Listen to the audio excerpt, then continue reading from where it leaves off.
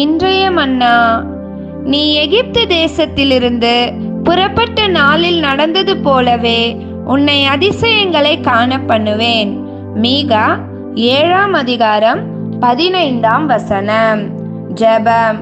ஒருவராய் பெரிய அதிசயங்களை செய்கிற எங்கள் தேவனாகிய கர்த்தாவே, உமக்கு ஸ்தோத்திரம்.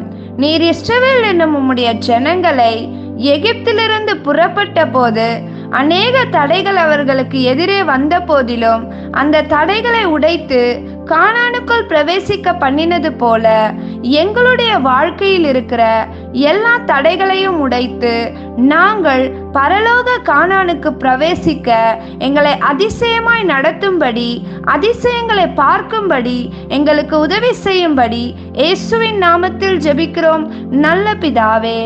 ஆமேன்.